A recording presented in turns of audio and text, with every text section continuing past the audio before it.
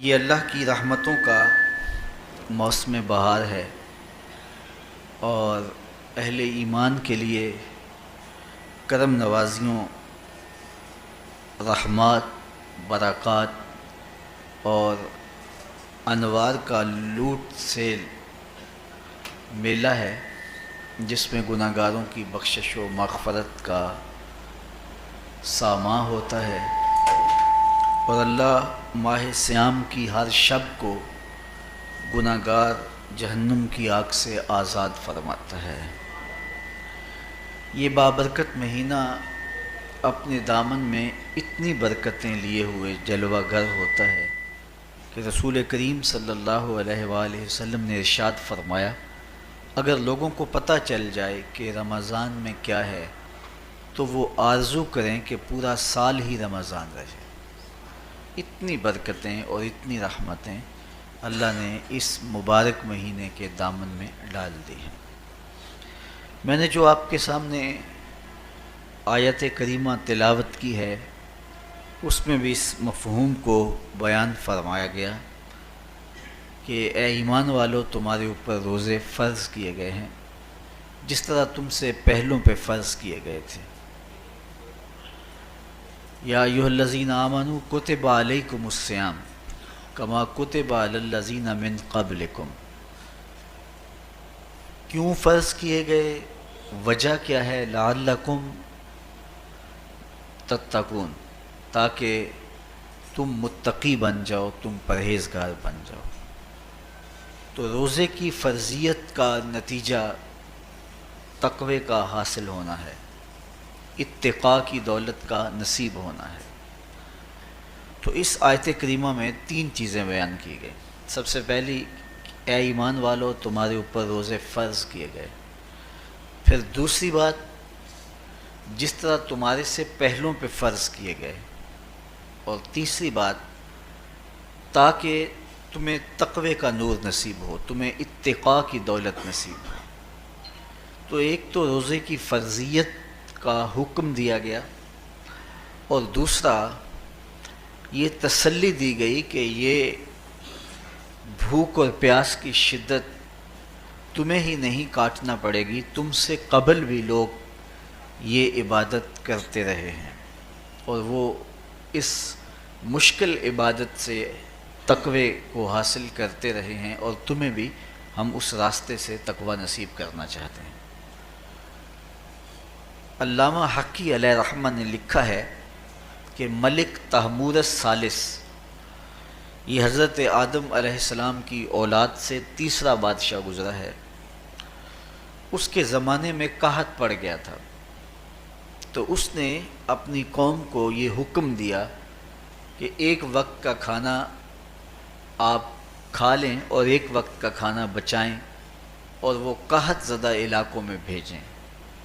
تو قوم نے اس حکم کو بصر و چشم قبول کیا، اور ایک وقت کا فاقہ کاٹ کے اپنے ان بھائیوں کے لیے وہ کھانا بھیجتے جو قحط میں مبتلا تھے۔ قوم کی یہ ادا اللہ کو پسند آ گئی، اور وقت کے نبی پر وحی کی گئی کہ تمہارے اس عمل کو ہم عبادت قرار دیتے ہیں۔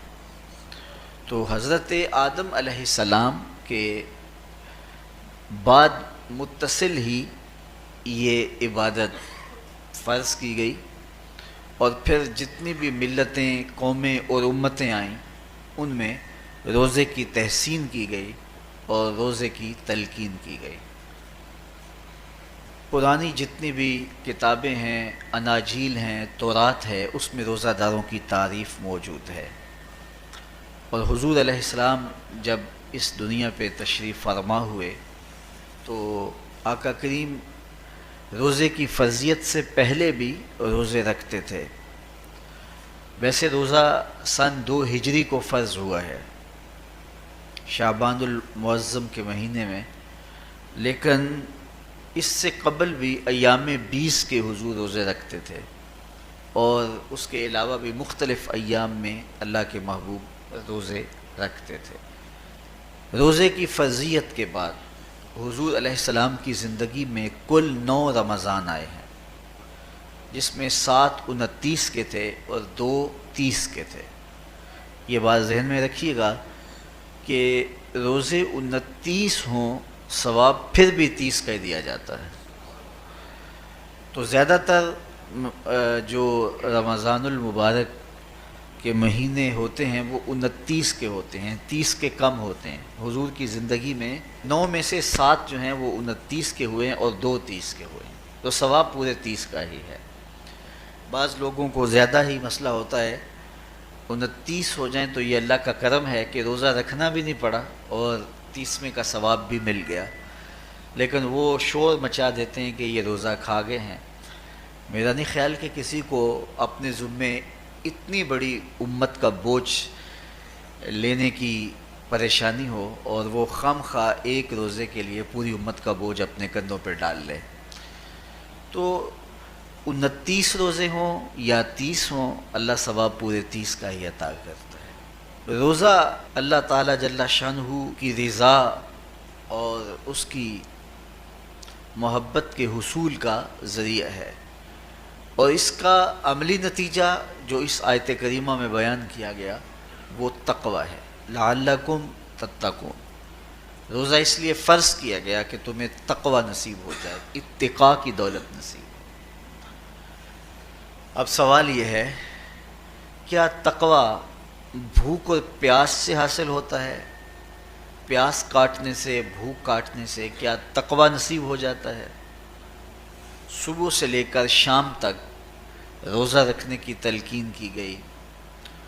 یہاں ناروے میں اور مختلف ممالک کے اندر 20 گھنٹے کا روزہ ہے، اور ہمارے بھی یہاں 16-17 گھنٹے مسلسل شدت کی گرمی میں بھوک اور پیاس کاٹنا ہوتی ہے. اتنا طویل دورانیہ جو بھوک اور پیاس کاٹی ہے، اس کا مقصد رزق بچانا نہیں ہے، بلکہ وَيُزَادُ فِيهِ رِزْقُ الْمُؤْمِنِ، ماہ سیام میں مومن کا رزق بڑھ جاتا ہے. آپ اپنا بجٹ دیکھ لیجئے، باقی مہینوں کی نسبت ماہ سیام میں آپ کے اخراجات زیادہ ہوتے ہیں اور کشادگی ہوتی ہے. تو یہ کوئی خوراک بچاؤ مہم نہیں ہے، بلکہ رزق تو بڑھ جاتا ہے، لیکن اس کے باوجود 20 گھنٹے، 17 18 گھنٹے پیاس اور بھوک کاٹنا، اس کا کوئی مقصد ہے تو وہ مقصد قرآن نے بیان کیا کہ اس کے نتیجے میں تمہیں اتقاء کی دولت ملے گی، تمہیں تقوی کا نور نصیب ہوگا. سوال یہ کھڑا ہوا، کیا بھوک اور پیاس کاٹنے سے تقوی مل جاتا ہے؟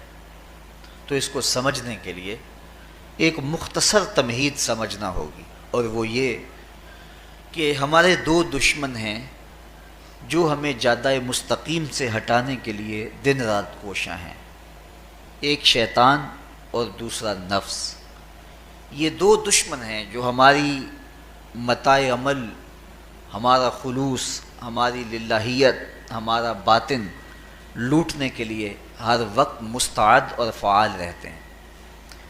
اب ان 2 دشمنوں سے ہمارے تنہا ناتواں وجود کا مقابلہ ہے، اور ان میں سے جو بڑا دشمن ہے وہ نفس ہے، کیونکہ شیطان نے جب انکار سجدہ کیا تو ہم تو یہ کہتے ہیں کہ ہمیں شیطان نے بہکا دیا، لیکن شیطان نے جب انکار سجدہ کیا اور خود بہک گیا تو اس وقت کوئی دوسرا شیطان تو نہیں تھا جس نے شیطان کو بہکایا، وہ نفس تھا جس نے شیطان کو شیطان بنایا.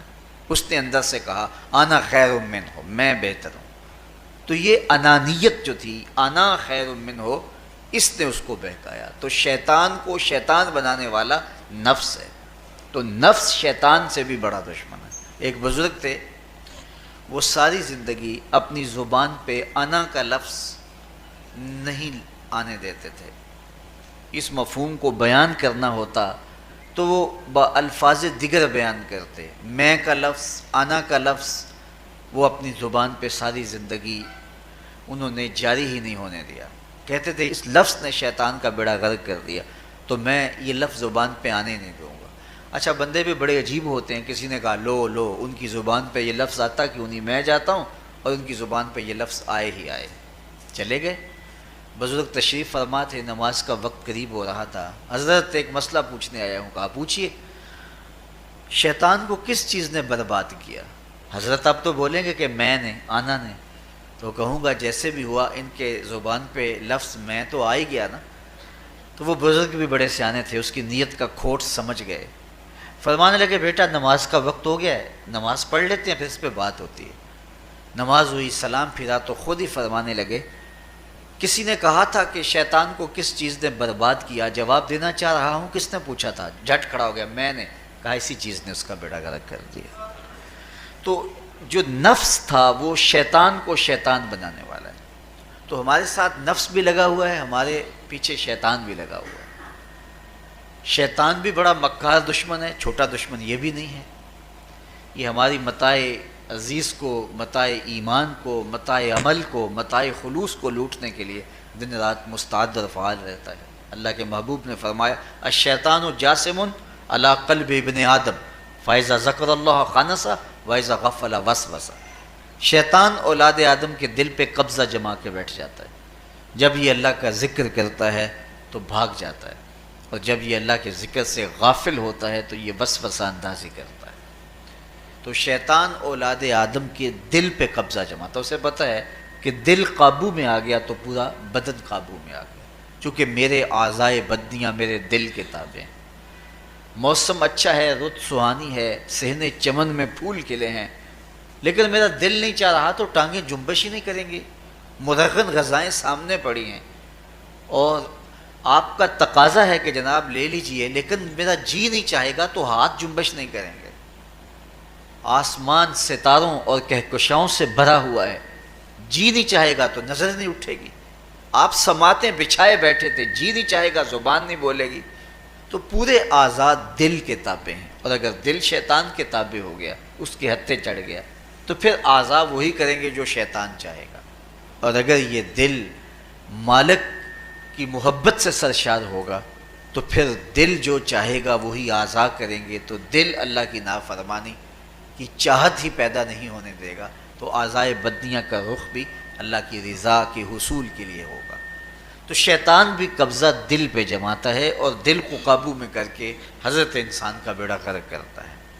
اللہ تعالیٰ کا کرم یہ ہوا اذا جاء رمضان سلسلۃ الشیاطین، اللہ کے محبوب علیہ السلام ارشاد فرماتے ہیں جب ماہ صیام آتا ہے تو شیاطین جکڑ دیے جاتے ہیں، جنت کے دروازے کھول دیے جاتے ہیں، جہنم کے دروازے بند کر دیے جاتے ہیں۔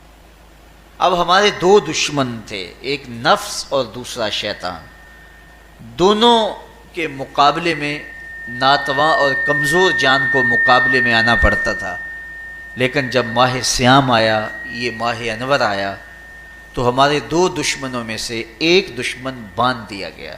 اب ہمارا مقابلہ صرف ایک دشمن سے رہ گیا۔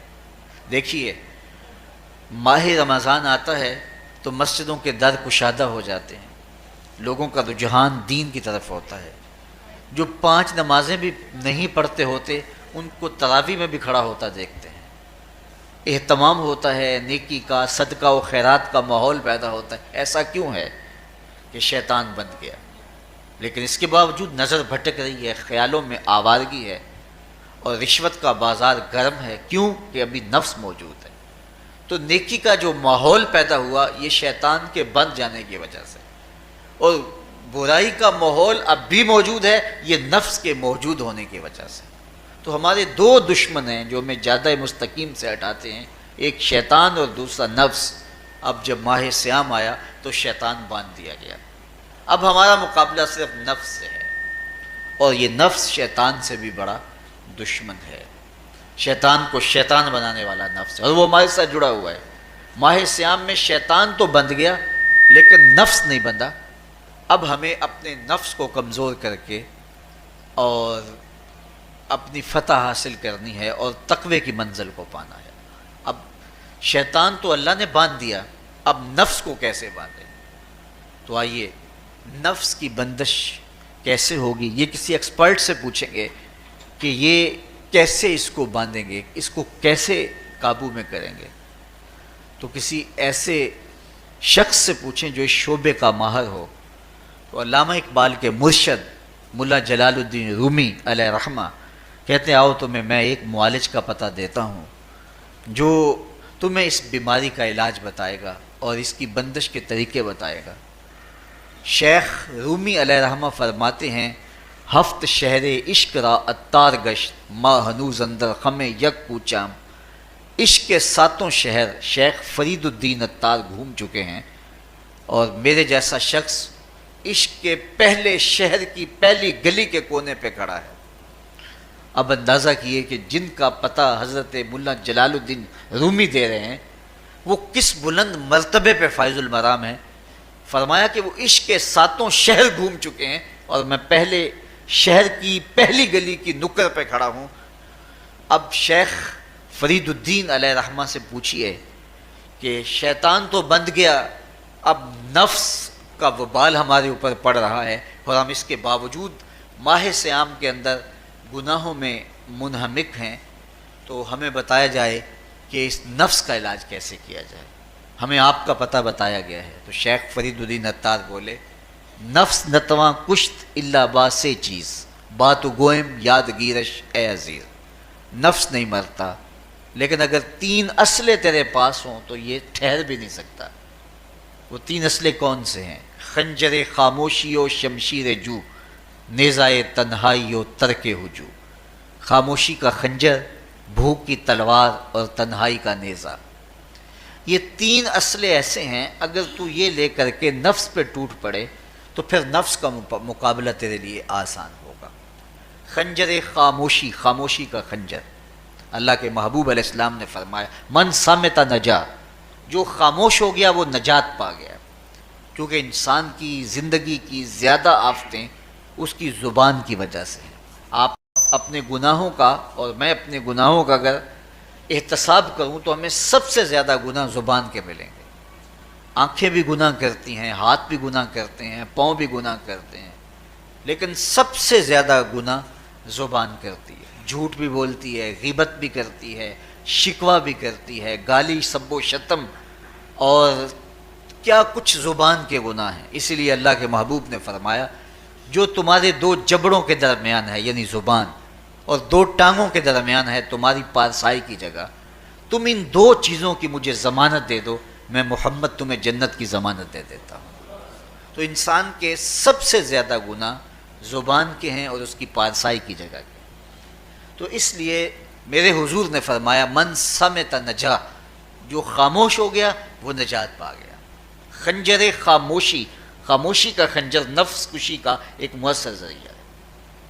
اور دوسری بات بشمشیر جو، اور بھوک کی تلوار، تو بھوک سے نفس کا مقابلہ کیا جا سکتا ہے، بھوک کی تلوار سے نفس کا سر کاٹا جا سکتا ہے۔ اللہ کے محبوب کا فرمان سنیے یا معاشر الشباب من استطاع منکم الباء فلیتزوج فإنہ اغض للبصر واحسن للفرج فمن لم یستطع فعلیہ بالصوم فإنہ لہ وجاء۔ اے جوانوں کے گروہ، تم میں سے اگر کوئی نکاح کرنے کی طاقت رکھتا ہے تو وہ دیر نہ کرے، فی الفور نکاح کر لے، یہ نظر کا اور پارسائی کا محافظ ہے۔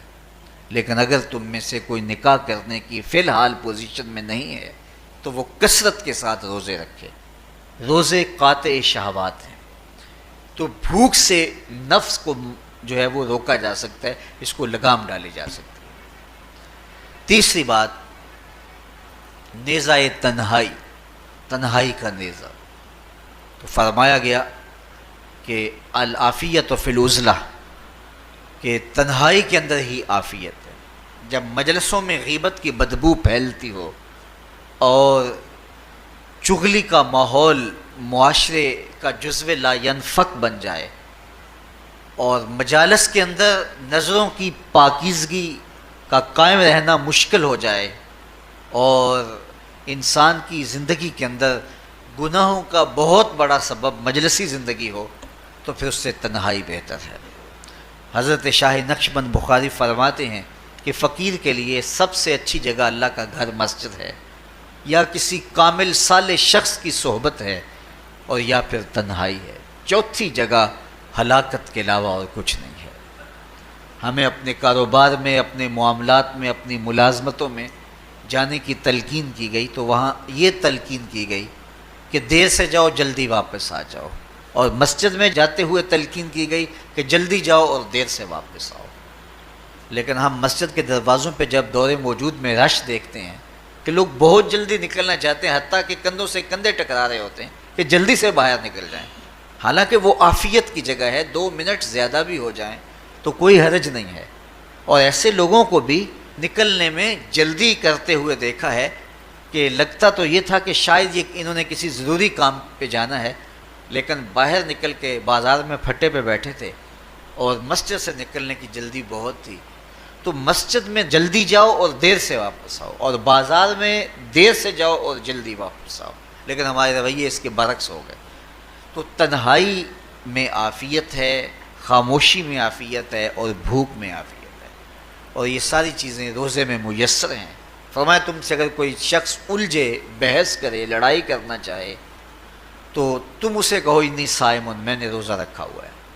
اسی طرح جو ہے وہ روزے سے آپ کو یکسوئی ملے گی، قرآن مجید کی تلاوت کا ماحول ہوگا اور تم بھوک کاٹو گے، اور یہ تینوں چیزیں تمہارے نفس کو کمزور کرنے والی ہیں۔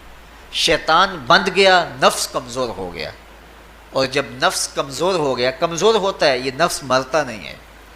یہ تو کوئی ہے باج فقیراں کسے نہیں ماریا، باہو ظالم چور اندر دا، یہ اندر والا چور جو ہے وہ اتنی آسانی سے قابو آتا ہی نہیں ہے، یہ پھر سر اٹھا لیتا ہے۔ اس کو جتنا کچلو، یہ کچھ عرصے کے بعد تھوڑی سی خوراک ملتی ہے تو پھر سر اٹھا لیتا ہے۔ حضرت بایزید بستامی کہتے ہیں میں نے اپنے نفس کو ایک دن کہا کہ میں تجھے خوراک بھی نہیں دیتا اور تو پھر بھی موٹا تازہ ہے، تو میرے نفس نے مجھے کہا کہ اے بایزید جب تم بازار سے گزرتے ہو تو لوگ انگلیاں اٹھا اٹھا کہتے ہیں یہ بایزید جا رہا ہے، یہ بایزید جا رہا ہے، تو مجھے میری غذا اور خوراک اس سے مل جاتی ہے۔ تو یہ خوراک ہوتی ہے نفس کی۔ تو نفس بہت ظالم ہے اور ساری زندگی اس سے لڑتے ہوئے گزرتی ہے۔ وہ کسی نے کہا تھا نا تمام عمر طوفان سے کھیلتے گزری، نیا کے ڈوبنے کا ڈر بھی رہا۔ تو یہ ساری زندگی اس طرح ٹکراتے ہوئے سے گزرتی، لیکن جب کمزور ہو جائے تو پھر یہ شیطان کو جو ہے وہ موقع نہیں دیتا ہے۔ لیکن اگر نفس اگر ماہ صیام میں ہمارا کمزور نہ ہوا، صرف ہم نے بھوک ہی کاٹی اور باقی اپنے معمولات وہی رکھے، تو میرے حضور نے فرمایا جس نے جھوٹ اور برے کام نہیں چھوڑے اور جھوٹے کام ترک نہیں کیے، اس کے بھوکا اور پیاسا رہنے کی اللہ کو کوئی ضرورت نہیں ہے۔ روزہ تو ایک مشق تھی، یہ تو باطن کی تطہیر کا ایک ذریعہ تھا، یہ تو من کی تہذیب کا ایک ذریعہ تھا، یہ تو نفس کی شر سے اپنے آپ کو بچانے اور شیطان کے مکر و فریب سے بچانے کا ایک ذریعہ تھا۔ دیکھیے شیطان بند جاتا ہے ماہ صیام میں، حدیث واضح ہے، لیکن نفس موجود رہتا ہے۔ اگر نفس کمزور ہو گیا تو شیطان چھٹ کے بھی کچھ نہیں کرے گا، کیونکہ شیطان باہر کا دشمن ہے، نفس اندر کا دشمن ہے۔ جب تک اندر والا دشمن ساتھ نہیں دیتا، باہر والا دشمن کچھ نہیں کر سکتا۔ ہمارے دیہاتوں میں چوری ہو جائے تو بوڑھے بزرگ سر جوڑ کے بیٹھ جاتے ہیں کہ چور کہاں سے آیا، کیسے آیا، تو ایک نقطے پہ سارے متفق ہوتے ہیں کہ اندر کا کوئی بھیتی ضرور موجود ہے۔ اگر اندر کا کوئی بھیتی موجود نہیں ہے تو چور باہر سے آ کے حملہ آور ہو ہی نہیں سکتا ہے۔ تو شیطان باہر کا چور ہے، نفس اندر کا بھیتی ہے، اور اگر یہ اندر والا باہر والے کا ساتھ نہ دے تو شیطان انسان پر حملہ آور ہو ہی نہیں سکتا۔ اس لیے اس کو قابو کر لیں، اس کو رام کر لیں، تاکہ شیطان چھٹنے کے باوجود بھی جو ہے وہ ہمارے اوپر حملہ آور نہ ہو سکے۔ ورنہ وہ تو پیچ و تاب کھا رہا ہے کہ یہ جو تم نمازیں پڑھتے ہو، سروں پہ ٹوپیاں تم نے پہنی ہیں اور بڑے شریف بن کے مسجد میں جا رہے ہو، ذرا چھٹ لوں عید کے دن ہی جو ہے وہ تمہارا سارا کیا دھرا برباد نہ کیا تو مجھے شیطان نہ کہنا۔ تو وہ سب کچھ برباد کر دیتا ہے اگر ہمارے نفس کی تہذیب نہیں ہوتی۔ تو یہ اللہ نے ایک ہمیں موقع دیا ہے، پورا ایک مہینہ ہے، ایک ورکشاپ ہے باطن کی تطہیر کے لیے اور ایک اندر کی پاکیزگی کے لیے ہمیں ایک موقع فراہم کیا گیا ہے، اور اس سے ہم بھرپور فائدہ حاصل کریں۔ قرآن مجید کی کثرت کے ساتھ تلاوت، صلاۃ التراویح میں شمولیت اور خاموشی کا اختیار کرنا، اور جو ہے وہ اللہ کے ذکر فکر کی طرف متوجہ رہنا اور بھوک کاٹنا، اس کا عملی نتیجہ یہ ہوگا کہ اتقاء کی دولت نصیب ہوگی۔ دیکھیے ماہ صیام میں ہمیں ان کاموں سے بھی روک دیا گیا جو کہ کام جائز تھے، کھانا پینا اور جو ہے وہ اپنی منکوحہ سے جنسی تعلق، یہ تو وہ امور تھے کہ جو جائز تھے، مشروع تھے، لیکن اوقات روزہ میں ان جائز کاموں سے بھی ہمیں روک دیا گیا۔ اس فلسفے کو ہمیں سمجھنا ہوگا کہ جو کام شریعت میں جائز تھے، مشروع تھے، روزہ ان سے بھی رک جانے کا نام ہے۔ اور جو چیزیں شریعت میں جائز ہی نہیں ہیں، جھوٹ بولنا ہے، غیبت کرنا ہے، بد نگاہی ہے اور دیگر برے اعمال ہیں، تو یہ چیزیں تو روزہ نہ بھی ہو پھر بھی ناجائز ہیں۔ تو جو چیزیں جائز تھی روزے میں ان سے بھی منع کر دیا گیا، اور جو چیزیں ناجائز ہیں تو اگر کوئی شخص ان چیزوں سے نہیں رکتا تو پھر اس نے روزہ کیا رکھا؟ ایک بندہ بھوک کاٹتا ہے لیکن جھوٹ بولتا ہے، ایک بندہ پیاس کاٹتا ہے لیکن غیبت کرتا ہے، ایک بندہ صبح سے شام تک نہ کچھ کھاتا ہے نہ کچھ پیتا ہے لیکن رشوت لیتا ہے، پھر مجھے بتائیے اس نے روزہ کیا رکھا؟ روزہ تو ایک مشق تھی کہ جو چیزیں جائز تھی ان سے بھی منع کر دیا گیا، ان سے بھی روک دیا گیا، اور جو ناجائز تھی وہ تو پہلے ہی ناجائز تھی، روزے کے بغیر بھی ناجائز تھی۔ تو اس لیے روزہ ایک مشق ہے۔ ہمارے سامنے مرغن غذا موجود ہے، ہمارے پاس سامنے ٹھنڈا مشروب موجود ہے، اور ہمیں مشق کرنے کی تلقین کی گئی کہ تمہیں بھوک ہے، شدت کی پیاس ہے، لیکن صبر کر کے دکھاؤ تم نہیں لوگے، یہ تمہاری مشق ہے۔ تو پھر جو حرام ہوگا، اللہ کی طرف سے ممنوع ہوگا، تو اس کو تم کس طرح لوگے جب تمہاری یہ مشق ہو چکی؟ لیکن ہم اس مشق کے اندر ہی جب ان سے نہیں رکیں گے تو پھر ہمارا روزہ ہی نہیں ہوگا، پھر بھوک اور پیاس کاٹنے کے علاوہ کچھ نہیں ہوگا۔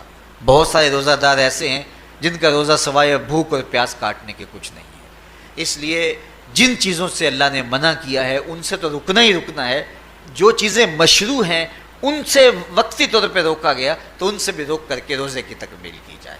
اچھا، روزے میں ایک اور چیز ہے کہ ہمارے صوفیاء مراقبہ کر کے ایک دولت پاتے ہیں، اور وہ کیا کہ اللہ دیکھ رہا ہے۔ وہ مراقبے میں بیٹھ جاتے ہیں اور اس تصور میں ڈوب جاتے ہیں کہ میرا اللہ مجھے دیکھ رہا ہے، اور یہ یقین اپنے اندر اتارتے رہتے ہیں۔ اس کا نتیجہ یہ ہوتا ہے کہ پھر گناہ کرنا مشکل ہو جاتا ہے۔ یہ تصور جب بندے کے ساتھ جڑ جاتا ہے کہ میرا اللہ مجھے دیکھ رہا ہے۔ ماہ سیام میں یہ دولت اللہ بانٹ دیتا ہے۔ جو مراقبے سے صوفیاء حاصل کرتے ہیں، اللہ تعالیٰ اس دولت کو اہل ایمان پہ چھڑک دیتا ہے۔ کڑکتی دھوپ، برستی گرمی، زباں کانٹا، ہونٹ خشک، ٹھنڈا پانی دستیاب، دروازہ مقفل، کوئی دیکھنے والا بھی نہیں ہے، لیکن بندہ ایک گھونٹ بھی نہیں پیتا، وضو کرتے بھی احتیاط کرتا ہے کوئی قطرہ حلق سے نیچے نہ اتر جائے، کیوں کہ میرا اللہ مجھے دیکھ رہا ہے۔ جو چیزیں صوفیاء کو مراقبے سے نصیب ہوتی ہیں، ماہ سیام میں اللہ اس دولت کو بانٹ دیتا ہے، چھڑک دیتا ہے، بارش کی طرح وہ دولت برستی ہے، اور یہ تصور ہمارے ساتھ جڑ جاتا ہے کہ میرا اللہ مجھے دیکھ رہا ہے۔ ہم پانی نہیں پیتے، اللہ دیکھ رہا ہے، مرغن غذائیں موجود ہیں کہ اللہ دیکھ رہا ہے۔ تو میں یہ پوچھتا ہوں کہ ہم کھانا نہیں کھاتے کہ اللہ دیکھ رہا ہے، ہم پانی نہیں پیتے کہ اللہ دیکھ رہا ہے، لیکن جب رشوت لے رہے ہوتے ہیں اللہ اس وقت نہیں دیکھتا؟ جب نظر بھٹک رہی ہوتی ہے اللہ اس وقت نہیں دیکھتا؟ جب خیال بہک رہا ہوتا ہے اللہ اس وقت نہیں دیکھتا؟ جب سوچوں میں آوارگی آتی ہے اللہ اس وقت نہیں دیکھتا؟ تو یہ صرف وہ کھانے اور پینے کو ہی دیکھ رہا ہے، باقی امور زندگی کو نہیں دیکھ رہا، اور وہ کیا صرف رمضان میں دیکھتا ہے، غیر رمضان میں نہیں دیکھتا؟ تو یہ جو نور اترا تھا ماہ سیام میں، اس کو اپنے اندر اگر جذب کر لیا جائے تو زندگی سنور جاتی ہے۔ جو مراقبوں سے حاصل ہوتا تھا ماہ سیام میں، وہ میںہ کی طرح برسا، اور ہم اس کے اپنے اندر سمولیں، جذب کر لیں، تو نتیجہ یہ ہوگا کہ ہماری زندگی نور نہ لا نور ہو جائے گی۔ اور یہ تصور جب انسان کی زندگی میں جم جائے تو یہ گناہوں سے روکنے کا مؤثر ذریعہ ہے کہ میرا اللہ مجھے دیکھ رہا ہے۔ مجھے بتائیے اس سے بڑا ہیجان انگیز بھی کوئی منظر ہو سکتا ہے کہ حسن کی پتلی ہے، اور جو ہے وہ اس کی ایک ایک ادا اور اشوے سے قیامتیں پھوٹتی ہیں، اور وہ خود جناب یوسف کے سامنے اپنے حسن کو پیش کر رہی ہے، ساتوں دروازے بھی مکفل ہیں، بت کے اوپر بھی کپڑا ڈال لیا، اور زلیخا حضرت یوسف کو خود کہہ رہی ہے تالک یوسف اب تو آ جاؤ نا، ذرا آنکھ اٹھا کے میرے جلوے دیکھو۔ لیکن جناب یوسف کیا بولتے ہیں؟ قال معاذ اللہ، میں اللہ کی پناہ میں آتا ہوں۔ کہا تو 7 دروازے بند کر کے لوگوں کی نظروں سے چھپ گئی، اور موٹا کھیس ڈال کے اپنے زوم میں اپنے اس جھوٹے خدا سے بھی شرم کرتی ہے اور اس سے چھپ گئی، میں اس خدا سے حیا کیوں نہ کروں جو 7ویں کوٹھڑی میں بھی دیکھ رہا ہے۔ پھر اتنی روشنیاں برسی، اتنا یقین برسا کہ گناہ کیا، گناہ کا تصور بھی محال ہو گیا۔ تو مجھے بتائیے کتنا ہیجان انگیز منظر تھا جب حسن قدموں میں بچھنے کے لیے خود بےتاب تھا، اور حضرت یوسف جوان رانا ہیں، جوانی اور شباب پورے بانکپن پہ ہے، اور ادھر حسن مچل مچل کے قدموں میں بچھ رہا ہے، لیکن یہ جذبہ کہ میرا اللہ مجھے دیکھ رہا ہے ایسی رکاوٹ بنتا ہے، کالا معاذ اللہ، کہا میں اللہ کی پناہ میں آتا ہوں۔ تو یہ یقین جب بندے کے ساتھ جڑ جاتا ہے کہ میرا اللہ مجھے دیکھ رہا ہے، تو پھر انسان کے لیے گناہ سے بچنا کوئی مشکل نہیں ہوتا۔ گھر میں فاقے ہوں، مشکل میں بندہ پھنسا ہو اور اس کو رشوت مل رہی ہو، تو پھر اپنا ہاتھ روکنا بڑا مشکل ہوتا ہے، بلکتے بچوں کا خیال آتا ہے۔ لیکن جب یہ خیال ہو کہ میرا رب میرا رازق ہے اور میرے اس عمل کو دیکھ رہا ہے، تو پھر بندہ اس کو پرے کا کی حیثیت بھی نہیں دیتا، اور جب وہ پاؤں کی ٹھوکر پہ بھی نہ رکھے تو پھر اللہ فرماتا ہے وَيَرْزُقُهُ مِنْ حَيْثُ لَا يَحْتَسِبُ، تو یہ کر کے دیکھ میں تجھے وہاں سے رزق دوں گا جہاں سے تجھے گمان بھی نہیں ہوگا۔ تو اپنے یقین کو کھڑا کر کے دیکھ، میرے اوپر اعتماد کر کے دیکھ۔ میرے حضور نے فرمایا اللہ پر توکل کرنے کا جو حق ہے اگر تم ادا کرو، وہ تمہیں ایسے رزق دے جیسے پرندوں کو عطا کرتا ہے۔ صبح گھر سے نکلتے ہیں خالی پیٹ ہوتے ہیں، ہمیں تو پتہ ہے دفتر میں جانا ہے، ہمیں تو پتہ ہے دکان پہ جانا ہے، ہمیں تو پتہ ہے فیکٹری میں جانا ہے، ہمیں تو پتہ ہے کہ ہم نے فلاں جگہ جا کے دہاڑی لگانی ہے، لیکن ان کا کوئی کاروبار نہیں ہوتا، کوئی فیکٹری نہیں ہوتی۔ جدھر جی آیا صبح جو ہے وہ اڑان بھر دی، بن توکل پنچھی اڑ دے، خرچ نہ پلے زیرہ ہو، نہ کوئی راس ہے نہ کوئی کاروبار ہے، لیکن کبھی ایسا نہ ہوا کہ شام کو خالی پیٹ آئے ہوں۔ تو کہا اگر تم اللہ پہ توکل کر لو وہ بھی تمہیں ایسے رزق دے جیسے پرندوں کو رزق عطا کرتا ہے۔ پرندوں میں سے ایک پرندہ ہے ہنس، یہ سچے موتی کھاتا ہے، اور آپ پنساری کے پاس موتی لینے جائیں تو ہزاروں روپے تولے کے ماشے کے حساب سے آپ لیں تو پھر بھی آپ سوچتے ہیں کہ پتہ نہیں یہ خالص دیے یا نہیں دیے۔ وہ اتنے نایاب اور کامیاب ہیں کہ آپ ماشوں اور تولوں میں خریدتے ہیں اور پھر بھی آپ کو شک رہتا ہے کہ یہ خالص ہیں یا کہ نہیں۔ اور ہنس کھاتا ہی وہ ہے، اور دنیا پر ایک نہیں لاکھوں کروڑوں ہنس ہیں، اور روزانہ صبح و شام کھاتے ہیں اور پیٹ بھر کے کھاتے ہیں، اور اللہ انہیں روز عطا بھی کرتا ہے۔ تو یہ مالک وہ ہے، رازق ہے۔ جب اس پہ توکل اور اس پہ یقین پیدا ہو جاتا ہے تو پھر مشکل نہیں رہتا، پھر آسانی پیدا ہو جاتا ہے۔ تو روزوں میں اللہ تعالیٰ یہ یقین دیتا ہے کہ وہ مجھے دیکھ رہا ہے، بندہ یہ تیقن پیدا کر لیتا ہے کہ میرا اللہ مجھے دیکھ رہا ہے۔ بعض کا چھوٹے بچے روزہ رکھ لیتے ہیں تو مائیں بے چین ہو جاتی ہیں، جب دوپہر کے وقت پھول جیسے بچے کملا جاتے ہیں تو مائیں انہیں بند کمرے میں کوئی کھانا یا کوئی ٹافی یا کوئی اور چیز یا چاکلیٹ دیتی ہیں کہ بیٹے یہ کھا لو، تو وہ بچے نہیں کھا رہے ہوتے تو مائیں کہتے ہیں پتر کھا لو کوئی نہیں دیکھ رہا، تو وہ بچے بھی کہتے ہیں اللہ دیکھ رہا ہے۔ تو وہ جو صوفیاء کو مراقبوں سے ملتا ہے وہ ایک بچے کو بھی نصیب ہو رہا ہے کہ میرا اللہ مجھے دیکھ۔ یہاں ایک اور بھی تسلی ہے، ہم ہزار گناہ گار سہی، ہم ہزار سیاہ کار سہی، لیکن ہمارا رب پہ کتنا یقین ہے رمضان میں پتہ چلتا ہے کہ اس ذات پہ ہمارا کتنا تیقن ہے، کتنا یقین ہے، جس کو دیکھا نہیں، چھوا نہیں، بات نہیں ہوئی، جو تصور خیال کی حدود سے بھرا ہے، اتنا یقین ہے کہ ہم پانی نہیں لیتے، کھانا نہیں لیتے کہ میرا اللہ مجھے دیکھ رہا ہے۔ کاش کہ اس کو ہم اپنی پوری زندگی میں پھیلا لیں، اور اس کو زندگی میں جب ہم طاری کر لیں گے تو پھر گناہ کرنا محال اور ناممکن ہو جائے گا، اور زندگی نور علی نور ہو جائے گی، اور یہی تقوی کا حصول ہے۔ تو فرمایا اے ایمان والو، تمہارے اوپر روزے فرض کر دیے گئے جس طرح تم سے پہلوں پہ فرض کیے گئے تھے، لعلکم تتقون، تاکہ تم متقی بن جاؤ، تاکہ تم پرہیزگار بن جاؤ۔ حضرت سلمان فارسی رضی اللہ تعالیٰ عنہ سے مروی ہے کہ جب شعبان کی 29 تاریخ ہوتی تو اللہ کے محبوب ہمیں خطبہ ارشاد فرماتے، اس میں رمضان المبارک کے فضائل بیان کرتے اور کہتے تمہارے پاس ایک شہر عظیم عزت اور عظمت والا مہینہ آ رہا ہے جس کا ہر دن باقی سال کے دنوں سے افضل ہے، جس کی ہر رات باقی سال کی راتوں سے افضل ہے، اور اس میں ایک رات ایسی ہے لیلۃ القدر جو 1000 مہینے سے بہتر۔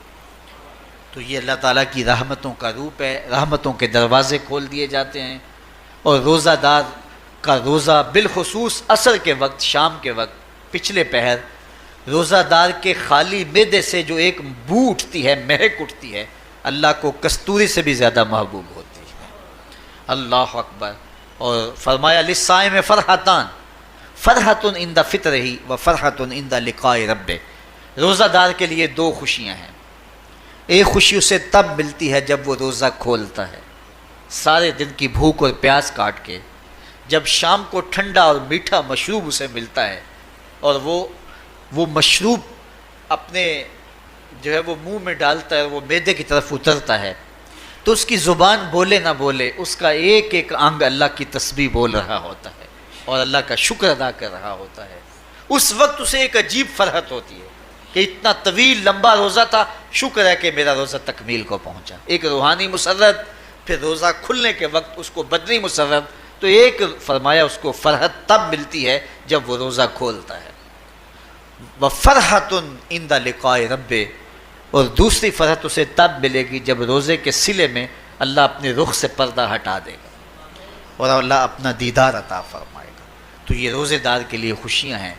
تو خوش نصیب ہیں وہ لوگ جو ماہ سیام کے روزے پورے خشوع و خضوع کے ساتھ رکھتے ہیں اور اس کی برکتوں سے مالا مال ہوتے ہیں۔ ورنہ بعض لوگ میں نے ایسے بھی دیکھے ہیں، وہ چھوٹی چھوٹی بیماریوں کا بہانہ بنا کے روزہ ترک کر دیتے ہیں اور انہیں حوصلہ ہی نہیں پڑتا روزہ رکھنے کا، چونکہ الصوم نصف الصبر، روزہ آدھا صبر ہے۔ میں سمجھتا ہوں، میں شوگر کا مریض ہوں اور 4 سے 5 گھنٹے اگر مجھے کچھ کھانے کو نہ ملے تو میری طبیعت میں ایسا اضطراب اور بے چینی پیدا ہو جاتی ہے کہ میں گھر والوں سے الجھنے کی کیفیت میں بھی آ جاتا ہوں۔ لیکن ماہ سیام میں 20 گھنٹے بھی کاٹ لیتا ہوں، لیکن میری طبیعت پہ کوئی بوجھ اس لیے نہیں ہوتا کہ میں اللہ کی رضا کو اپنے ذہن کے ایک ایک گوشے میں رکھے ہوئے ہوتا ہوں۔ تو یہ آدھا صبر ہے، یہ صبر سکھاتا ہے۔ اور پھر روزے سے جب ہم بھوک کاٹتے ہیں تو غربا، مساکین، وہ لوگ جو بیچارے بھوک اور پیاس کاٹ کے زندگی گزارتے ہیں، ان کا بھی ہمیں خیال آتا ہے کہ ہمیں تو اپنے اختیار سے چند لمحوں کے لیے بھوک کاٹنی پڑی، تو اس کی کلفت اور اس کی اذیت اتنی ہے۔ تو جو شخص مجبوری کی وجہ سے کاٹتے ہیں اور ان کے بلکتے بچے ان کے سامنے ہوتے ہیں تو پھر ان کا عالم کیا ہوگا۔ تو اس سے پھر صدقہ اور خیرات کا ماحول پیدا ہوتا ہے اور ہم غربا کو اپنے ساتھ خوشیوں میں شریک کرتے ہیں۔